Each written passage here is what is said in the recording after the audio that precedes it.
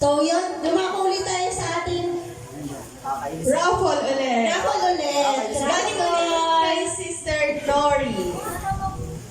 Ano to? Pampaganda to, pampaganda, promise. Pag nakuha po ng mga lalaki, para sa akin ito. Uy! Pindot na po! Bench! Sino po si Bench? Bench! Okay, ulit daw po. Ulit daw po.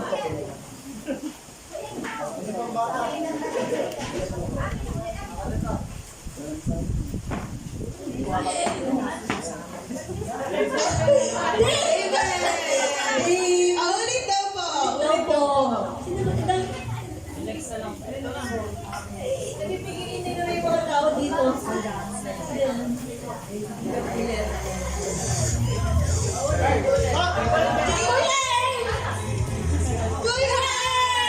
Okay, sino ba yung nag-ano? Special opening siya po may prize. Para sa'yo talaga to. Ano ba? Ano yung Interview, parang hindi mo may bibigyan. Ay, sa'yo?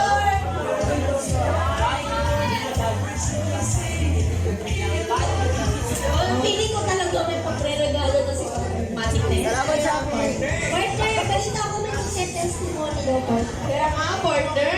Dadako naman tayo sa ating testimony na kapatid sa Panginoon. Parang pinagandaan niya to, 1 month. Itong tao to, grabe pagbabago sa kanya ng Diyos. Yes, minatukan daw siya. Grabe yung palo sa kanya ni Lord. Grabe. Pogi ba to?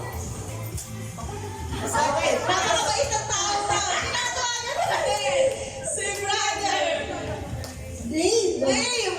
Ang bakay. Hello, praise. Pagpalang araw po sa ating lahat. Nag-enjoy po ba ang lahat?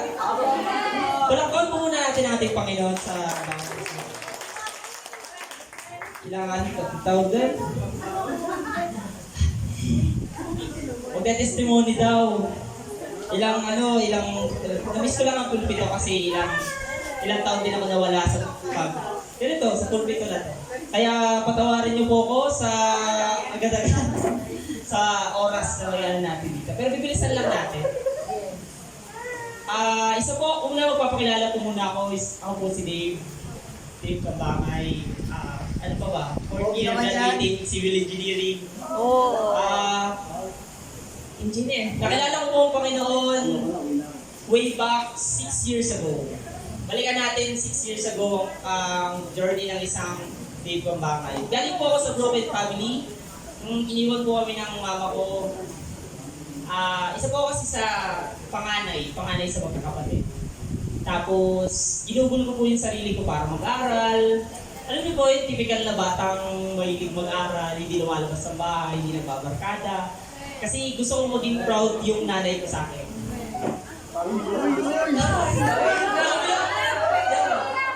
But yeah, something happened po na nag-desisyon yung nanay ko na umalis sa bahay. Siguro ewan ko, hindi pa namin alam hanggang ngayon yung rason. That time, nagalit ako sa nanay ko. Kasi syempre, buong buhay ko ginuhudol ko sa mama ko, tapos biglang iiwan niya na lang ako ng basta-basta. Tapos, syempre, bilang isang panganay, yung tatay namin nasa trabaho, ako yung tumayong magulang sa magkakapatid. 14 years old po ata ako doon. Lima po kami magkakapatid, 14 years old ako, may pinakasanggol, kailangan ko mag-aral, kailangan ko magtrabaho para sa mga. Pero, dumating yung time na yung galit sa puso ko na buo, na nawalan ako ng pag-asa sa buhay. Na parang, ayoko na, tinatamad na ako, ganyan. Inalis ako ng mga kapatid ko. Katulad ng nanay ko, umalis din po ako sa bahay. Nabuhay sa coffee shop. Alam niyo po yung nasa computer shop lang, tapos nagpaalaga sa nagbabantay sa computer shop doon. Nagbantay ako ng coffee shop, na-addict sa computer, tapos nawala ng pag-asa sa buhay. Nag-stop po ako nun sa school, siguro mga ilang buwan, yung overachiever na bata na wala na. Hanggang sa doon na natuto ng lahat. Siyempre, wala ka na sa pamilya mo, natuto ka na ng mga lahat ng bisyo. Lahat ng bisyo, alak, sigarilyo, babae, at iba pa. Natutunan ko po yan sa murang edad. 15 anyos, nagkaroon po ako ng girlfriend na 26 years old, 15 lang po ako. Tapos, 2 years na parang, alam niyo yung ayaw mo magpakamatay kasi takot ka, pero sinisira mo na yung buhay mo. Sinadya mong sirain yung buhay mo, sinadya mo na, na parang magpakamatay, pero in a slowest way. Ganun, hindi ka kumakain ng mga tao, isang beses lang sa ano. Tapos yung bisyo ko, mas marami pa kumpara sa pagkain. Hanggang sa nakilala ko yung leader ko sa Victory. After 2 years, nakilala ko yung leader ko sa Victory. Hanggang sa doon ko nakilala, napagtanto na mali pala niya. Yung leader ko na yung Pilay. Kinuha na rin siya. Kinuha na niya ng Lord, pero nakita ko yung dedikasyon niya sa buhay niya bilang isang lingkod ng Panginoon. Nakilala ko yun, binubog ako ng Lord, pero hindi pa ako parang lumago ng tunay dun sa Victory Church. Simula nung namatay yung leader ko, nawala ulit ako sa paglilingkod. Hanggang sa fast forward, alam niyo po yung minsan niyo lang nakilala yung pag-ibig ng Lord. Tapos nung nawala yun, hinanap-hanap na yun ng puso. Na parang merong kulang sa puso ko. Na parang hindi kumpleto yung araw o yung buhay ko. Kasi hindi ako nakakapaglingkod sa Panginoon. Na after a year, napunta po ako sa Planters Church of Christ. Doon po, dinisiplo ako ng pastor. Nung pastor ko na yun, katikit ko yun. Yung pastor ko na yun, talagang kuriyan ng Panginoon. Kay Pastor Sandy. Kasi siya yung nagturo sa akin ng lahat ng pwedeng ituro pagdating sa Panginoon. Doon po ako lumago, isa po kong nagkaroon po ako ng mga sarili kong disciples. Leader po ako sa music team, leader po ako sa media head. Dumating po ako sa peak ng Panginoon. Na parang, yun nga po, I have my own family na bina-Bible study. Meron din po akong, po ako nun, senior high school student.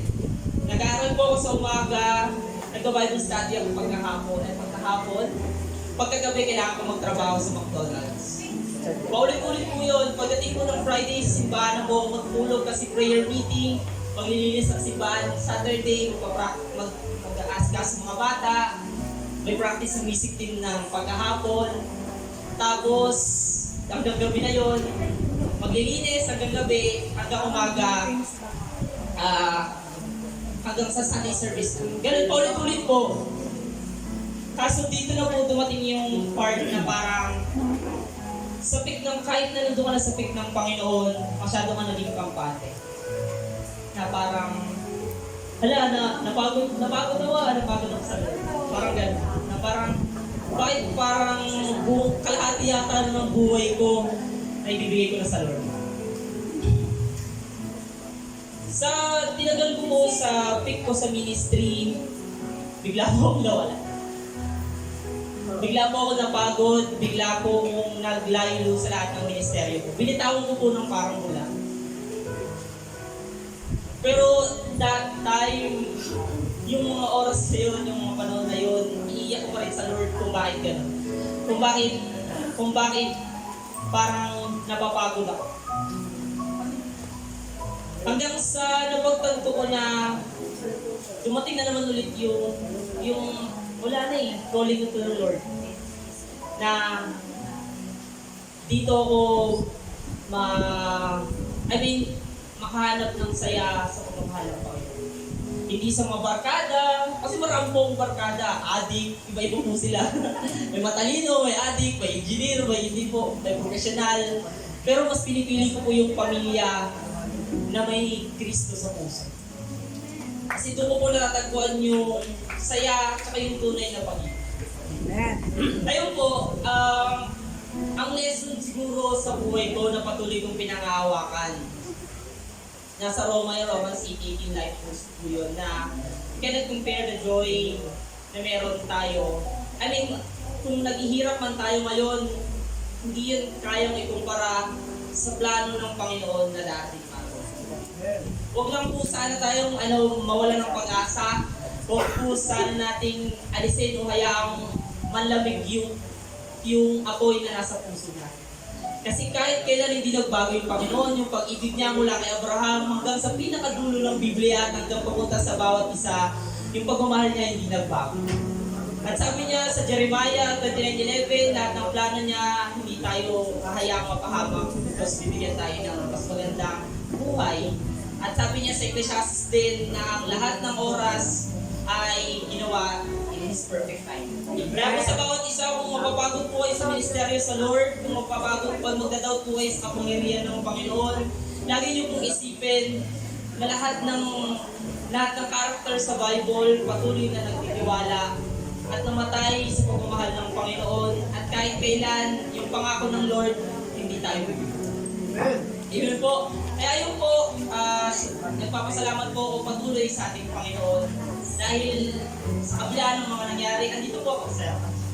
Patuloy na naglilingkod at pinaglalaban ng pananampalataya ng ating Panginoon. Purihin po ang Diyos sa buhay ng bawat isa. Amen. Isang kaganda-gandang testimonya sa kanyang Yung buhay. nakakayang partner, parang mala MMK na partner, no? Kulang pa. Kulang pa daw, Kulang partner. pa daw, kulang pa? Ay, kulang. Second service po, tayo Second na service po ba? natin. Next So, yun, anong